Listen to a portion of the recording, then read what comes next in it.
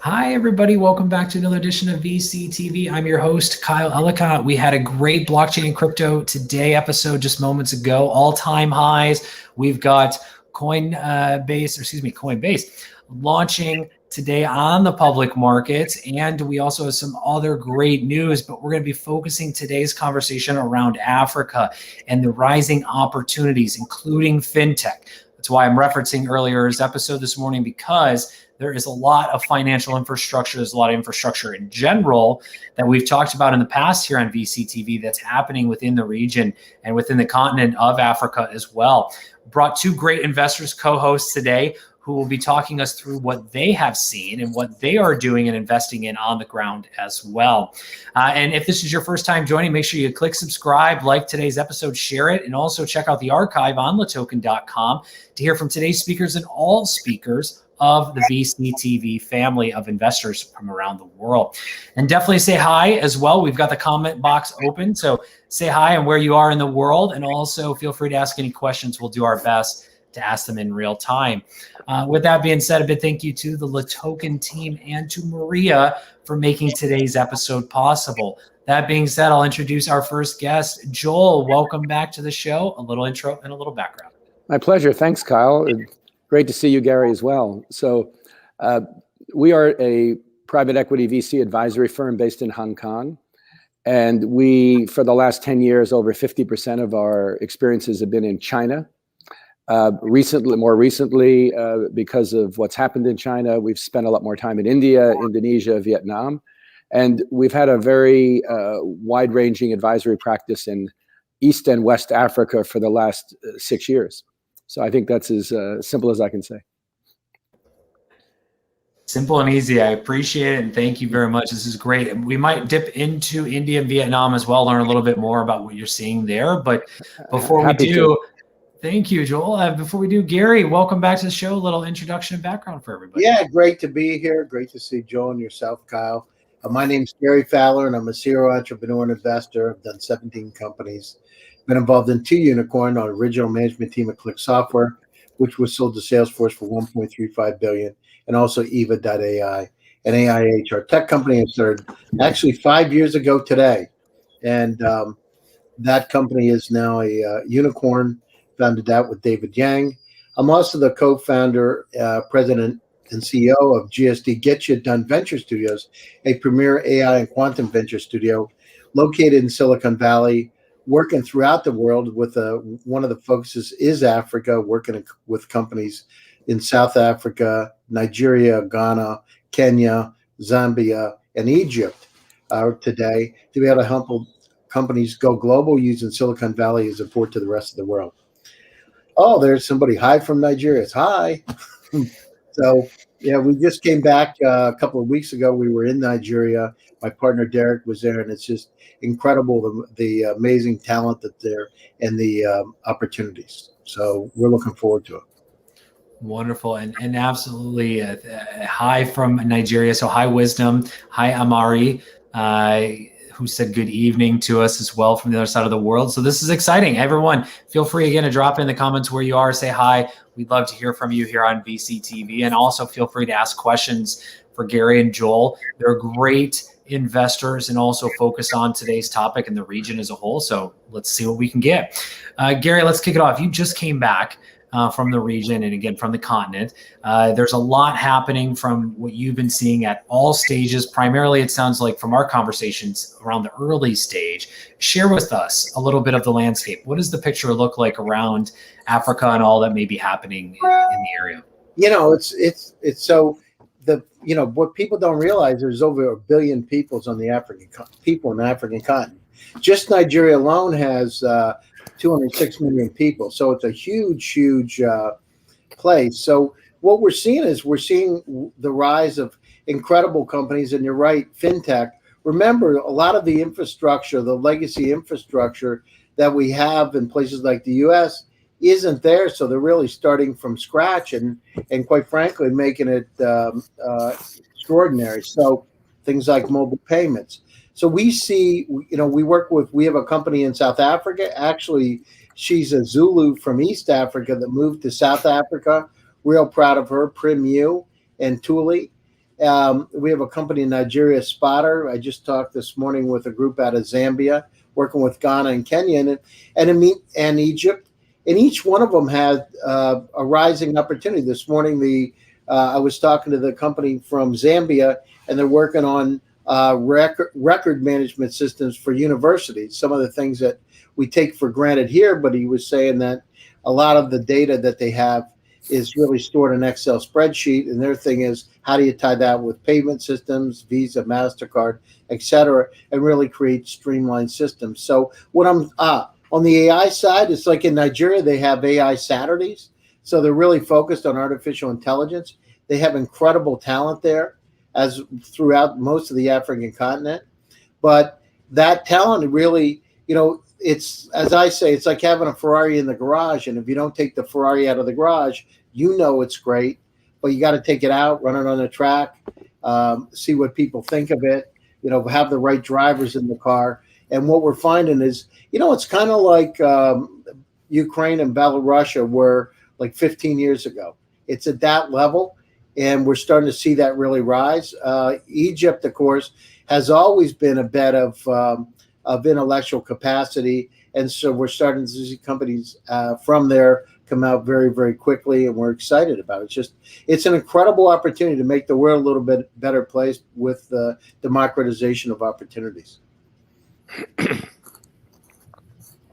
Absolutely. Joel, a similar question. I mean, paint us your picture of what you've seen within the region as well. Yeah, well, before I say that, just a couple of things. The biggest trend, obviously, that's out there is digitization. And that's not a new trend. As I mentioned in a previous panel, I was part of the DirecTV group originally when digital TV first got started. And I'm not an overly intelligent guy, so what I see is what I learn in China. And everything I've seen that's happened in China in the last 20 years, I've seen it happen in Vietnam, I've seen it happen in Indonesia. And these, the digitization of retail, fintech, all of that. And I think the key reason that the governments are so much behind it is because it's an easy way for them to collect taxes as well. So if they get rid of cash, get rid of checks, get rid of receipts, and digitize everything, then government can get a lot more revenue too. So I think those trends that might not have started in China, but the Chinese government fully supported, those trends are happening in Africa today and are going to continue to happen. So I have a very simple formula, Kyle. I look what's happening in China and where China is and where it's going. And I assume that in 5 years or so, we'll see the same thing in Africa, because we already see it a year later in Vietnam and Indonesia and India, et cetera. So that's my simple rule of investing.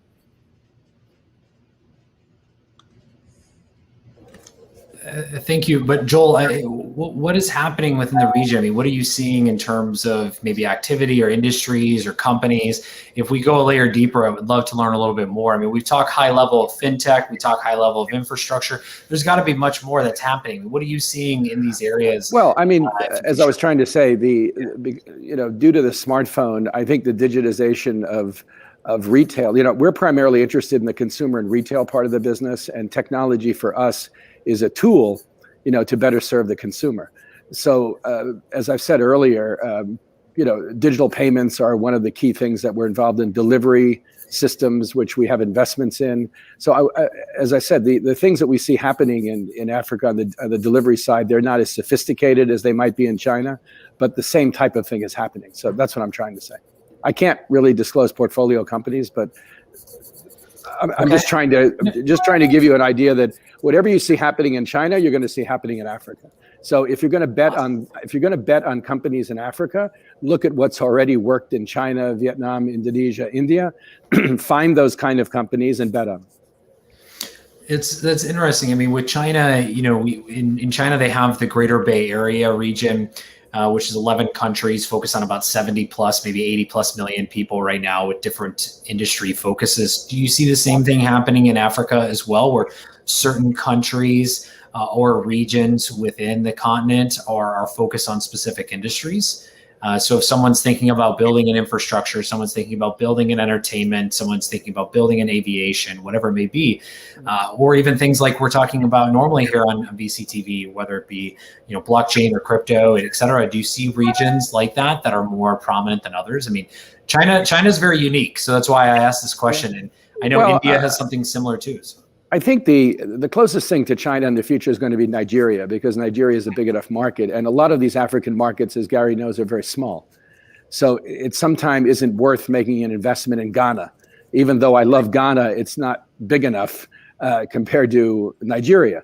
So even Kenya is, I think, 40 million people. So, you can try to put an East Africa region together of Tanzania, Kenya, Uganda, et cetera, but then you go across borders and then you run into all sorts of different legal issues, and this isn't the EU. So the biggest issue is getting some sort of scale out of a lot of these African countries. Not that each one isn't a great opportunity, but they're fairly small. The best idea is whatever technology works in a market like Kenya, port the technology to Uganda and Tanzania and do it. But obviously Kenya is much more advanced economically, retail-wise than Tanzania or Uganda at this stage. So Nigeria is still, as Gary pointed out earlier, I think Nigeria is still the most exciting place to invest because it's large, there's a lot of entrepreneurship, and it's big enough to get a lot of scale, even though they don't have that many cities that you can develop. Gary, thank you, Joel. Gary, talk to us a little bit more. Artificial intelligence, and Joel mentioned, a lot of what's happening within Southeast Asia and China as a whole may be replicated within Africa. What are you seeing around AI and fintech and some of these other areas? I mean, you're running an accelerator part-time there, if you will, since it's remote. What are you seeing in some of those unique areas that people should be aware of sooner than later when it's focused on Africa? Yeah, so, in terms of our accelerator, I mean, we have an accelerator coming up, and half of the companies in it are African companies from all over the continent. So we're bullish about it. We look at it a little bit differently, Kyle. So from our perspective, I don't look at the market in Nigeria. I look at the technology and what kind of impact can it have on the rest of the world. So we have a company, one of our company's portfolio companies is Spotter, which created a real ecosystem that allow you to give loans to everyone for as low as, with interest rates as low as 3.5% a year. So, and then with tokenizations to make really credit available to everybody, both business and household consumers. So, I mean, these are the basics that, again, they've really streamlined the system. What we look at in terms of AI, I'm seeing folks focused on machine learning and deep learning, semi-supervised, unsupervised artificial intelligence, really the latest advancements. Like I said, in Nigeria on Saturdays, they have AI Saturdays where the groups come together. And then what I like about it is that really starts to show how committed the ecosystem is to technologies. And as you know, AI, the same kind of AI models can be applied from one vertical market to another. It's just based on the data set. So what we're doing is we're looking at those diamonds in the rough. I mean, Ghana, Zambia aren't the biggest countries, Zambia in particular, but the kind of technologies that are there, could be global. And those companies like Flutterwave, companies like that are really starting to dominate markets. And companies like Facebook and Google are coming in to, either acquire or invest in companies like that, setting up acceleration programs. So it's, I was at Warren Buffett, Joel probably remember the statement, but Warren Buffett said, basically, you got to go in the opposite direction of the market. And I know when we started over in Russia in 1992, I started going there, and people were afraid to go, and they didn't understand it.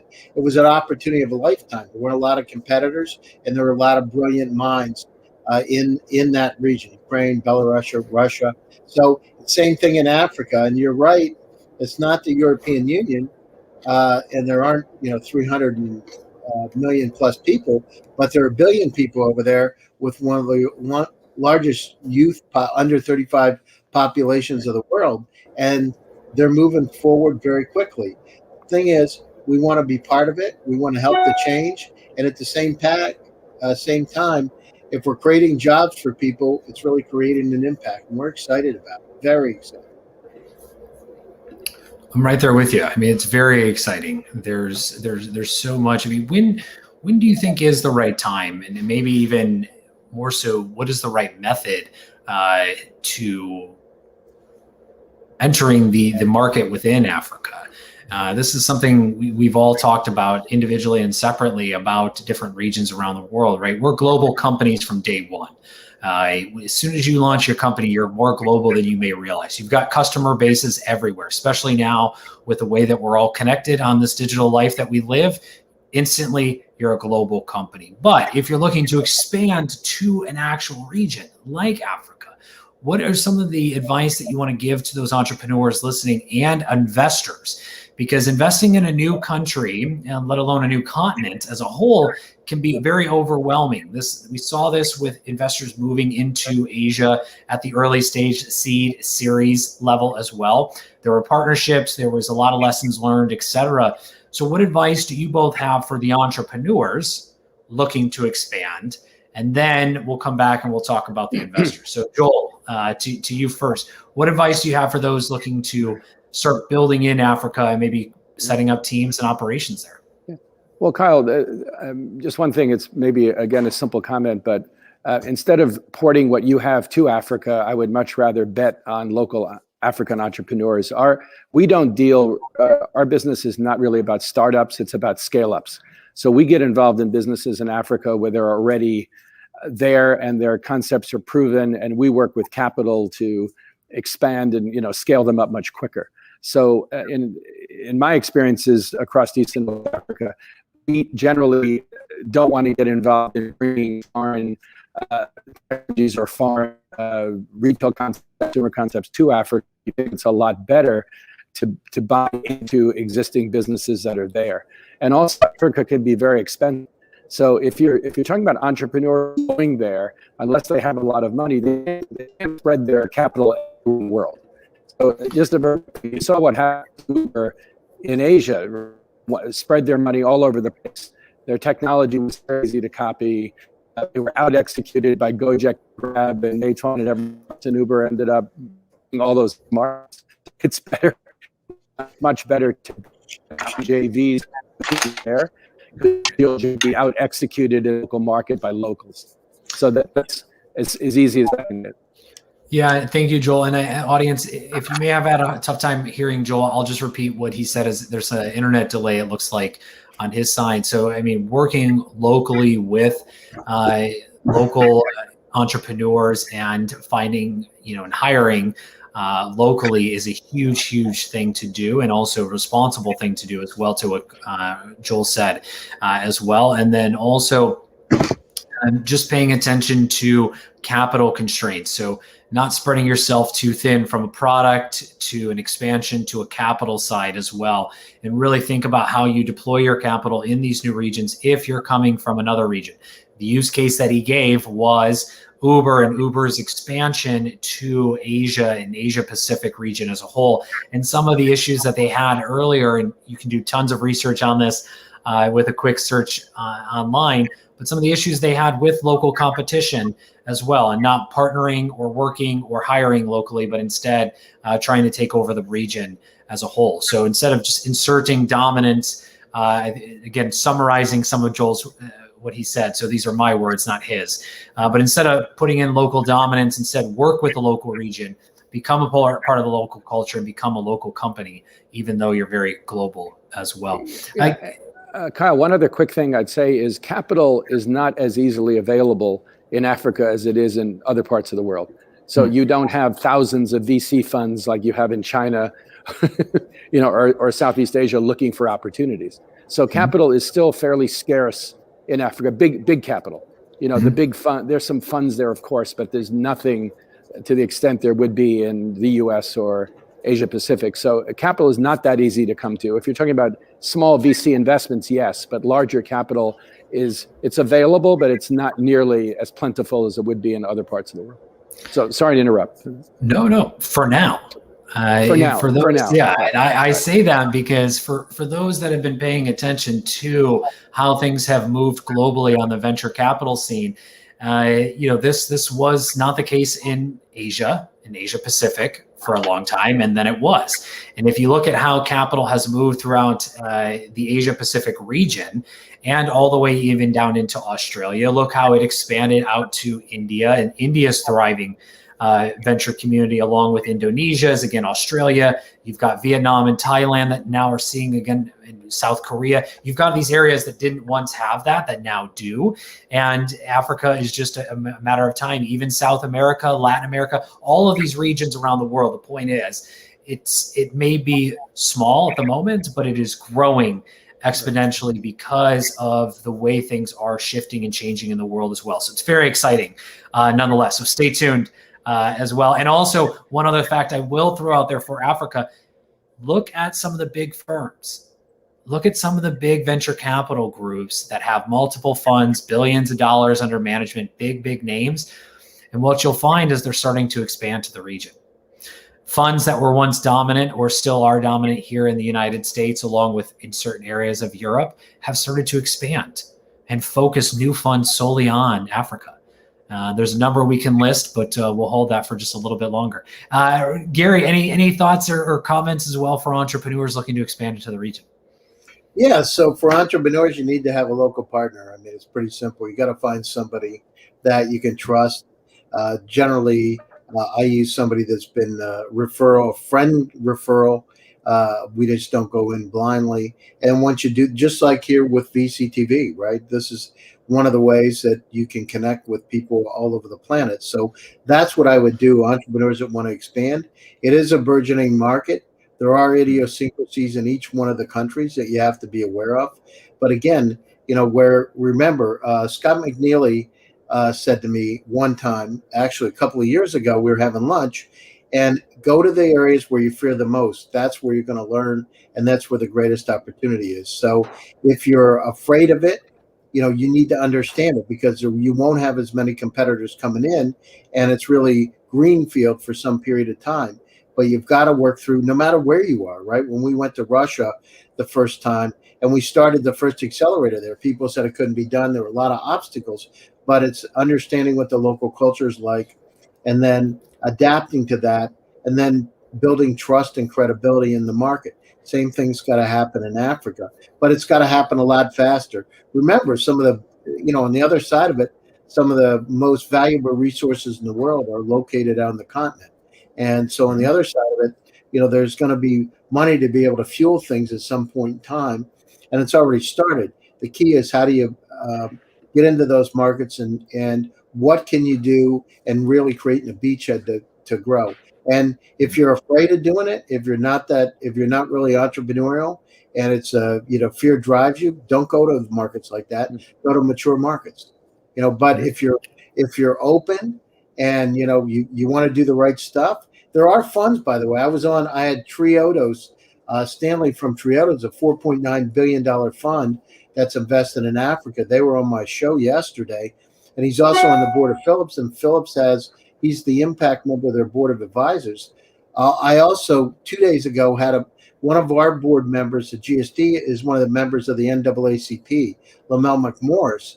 And he's connected with a lot of VC firms, as you said, Kyle, that are focused on Africa. And he knows, as our advisory board, that he advises us on where to go and what to do.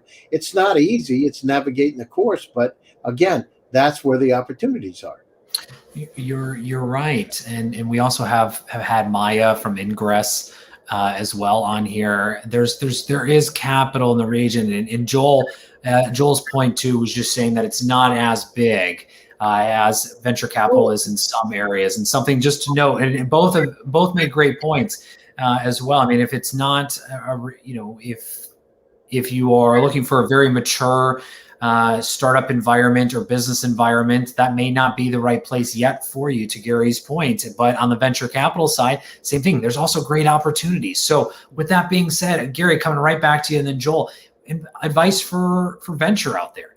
Investors looking to make their first investments into the region. Where should they start? What should they think about? I mean, you run an accelerator. You did this during 2020. during the craze of all of us being stuck at home, being digital, you started expanding into the region. So, you know, some of your lessons learned, but advice for those investors out there, what should they be doing? What should they be thinking? Well, I mean, Kyle, a lot of the contacts that I made are through VCTV. So when we would have these discussions, I would be with the family offices from the UK that were focused on, or wherever, focused on the market. And then they would do introduction to other family offices.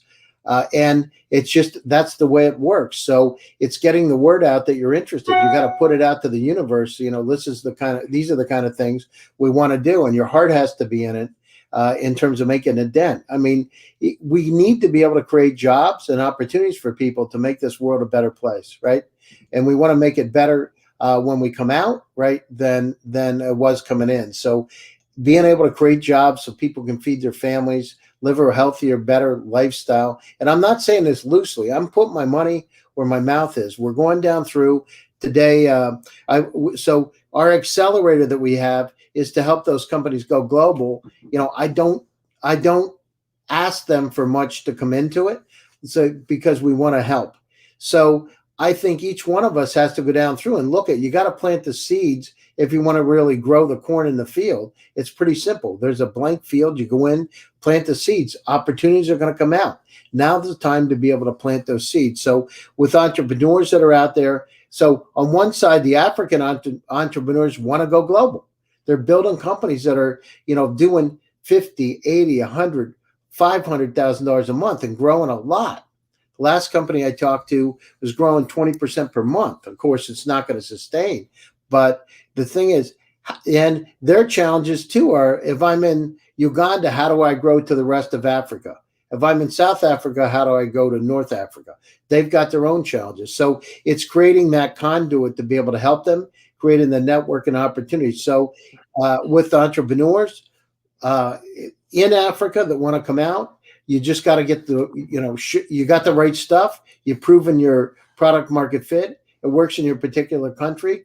Dominate the continent. Go global. For entrepreneurs that want to come into the country, develop local contacts. For investors, you better go in. It's not you're not going to come into Africa and just drop in and get companies that are going to want to fund. You're going to have to spend time, energy, and money, and not expect a return right away.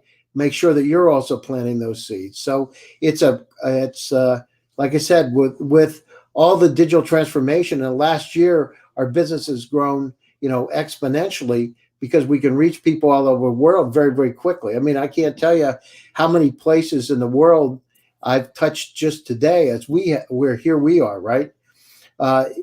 Touched just today and not having to fly anywhere. You know, I've really, in fact, Kyle, I think about flying again. And as soon as I think about booking the ticket, I think about how many calls I'm going to miss. I don't know if you're like that, Joe, but instantly, like, how many Zooms am I going to miss, and how many panels and how many discussions, because I'm in the air for 5 hours. You're on mute. Yeah, sorry about that. On a 14-hour flight, by the way. I mean, it's one thing when you fly for a couple hours, when you have to fly on long distance international flights. And sorry to interrupt you, Gary, but I mean, that's a whole different thing. That's a whole different thing now. And then it's a day-to-day job because you're tired. Then you got meetings. You got these one-on-one meetings that take time. So you're not going to be able to do the things you were doing online. So we got to have a hybrid model and understand that the world has dramatically changed over the last year, and the companies and investors are going to survive. The one that can adapt a more, hybrid model to the approach. You don't have to worry about visas. You don't have to worry about shots and vaccines. What you do is you just get the job done. The key is trust and credibility and building it. So as I've said many times, you need to have an online presence, because as soon as you have that call with people, they're going to Google who you are. They're going to check you out. Make sure you've got the credibility that really backs up what you're telling them. So I strongly suggest that they write, that they're involved in conferences, all kinds of things, just to get the visibility up and showcase your success. Absolutely. Joel, to you, any thoughts, any additional comments as well? Carl, I think Harry said is correct. And I applaud what he said. Very good advice. between what Gary does and I do is quite significant because we are really not involved in early companies. We're involved in second or third stage capital when the already proven and they need money to scale up quick. So because of that, we focus more, as I mentioned, on the consumer or the retail space. The other thing I would mention is, technologies of any kind which work lower income populations as well, or high income populations, is what we're all about. Because whatever we look at, it has to be visible, which means on the consumer perspective, we recognize what capita incomes are. So we're not going to be involved in any that would work in Tokyo with people making $50,000 a year. Obviously, e-commerce is going to work, fintech is going to, mobile payment stuff is going to work, delivery will work. It just a slightly different way. Anything that can scale up, in our view, which focuses on the consumer, which is affordable, that they can, whether it's buying a cheap smartphone or, digitizing their retail space, all has been proven to be done in populations as well as high income. In fact, in places like Asia, they're much more advanced than the United States, digitizing, little mom and pop shops. So you never know where the creativity is going to come from. So I would say, because we do a lot of work in emerging markets, and we really focus on where we can get a lot of scale benefits with people that don't have a lot of money, I think is the easiest. And as I said, much more about scale up. I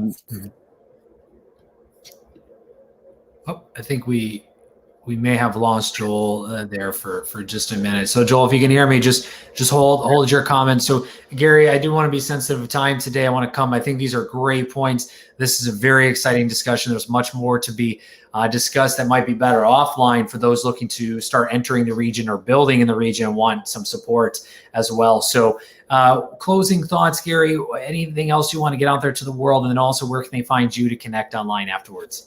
Yeah, so closing thoughts, it's not just about talk, it's about action. Get out there, get shit done, go do it. The situation, we have our next GST Labs that we have coming up in a few weeks is really, it has over half of the participants right now are African startups, so contact me if it's interesting. I mean, we've invested time and money to be able to support the ecosystem. We love it. And we think the next Google, Facebook, Twitters, Reddits are there, and we want to really nurture those. You can, this is a great time. It's about, as I said, it's about a lot of people talk. So many times, hindsight's 20/20. They talk, but what they do is it's time for action. If you're going to do it, do it. And if you just want to talk about it, that's great. Watch reports on TV when people have success and forget about it, or read on the internet. Go get it done.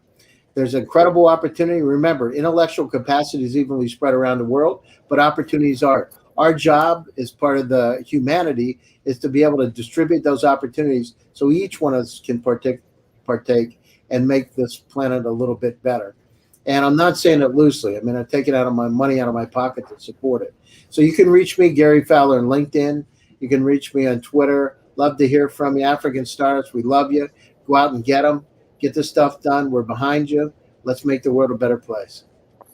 Absolutely. Thank you, Gary. Joel, any closing thoughts? Where can everyone find you as well online? No, great comments, Gary. I really applaud what you're doing. So congratulations. So you can find me LinkedIn/Joel Silverstein, and also ewhospitality.com are the two best places to find us. And we welcome inquiries from African companies that are scaling up, looking for capital, and particularly in the consumer space. So thanks for the opportunity again to be on the panel. I really appreciate it. Absolutely, Joel. It's always such a pleasure to have you, and also Gary as well, and all of the VCTV family as well. So thank you both very much for your time today. Thank you to the audience as well. Great comments. Hello to all of you as well. Thank you for the questions that were dropped in there. We're looking forward to seeing more here in just a little bit, as we're going to continue today's VCTV panels in just a little bit. In about 30 minutes or so, we'll be back to talk about tokenization as well. So get ready for that, audience. Gear up. Get your questions ready. We've got some great investors ready to talk about that as well. But with that being said, A big shout out to LATOKEN team and to Maria for making today's episode possible. If you haven't already, check us out on LATOKEN.com. Subscribe, like, share the episode today. Make sure you reach out to Joel and Gary if you're interested in learning more and having further conversations about Africa and the opportunities within, either as an investor or as an entrepreneur. Make sure when you reach out, you add context, where you heard them, where you met them, and what you would like to continue the conversation about. I'm your host, Kyle Ellicott. We're going to, again, take a short little break, about 30 minutes. We'll be back here on VCTV to talk about tokenization and what's all happening in the world that we're now moving to. With NFTs surpassing $2 billion in transaction volume in 3 months, what does that all mean for the rest of the year? We'll be back here in just a little bit to talk more. Have a good day, everybody. Bye-bye. Thanks, Kyle. Thanks, Bye-bye. Kyle. See you, Joel.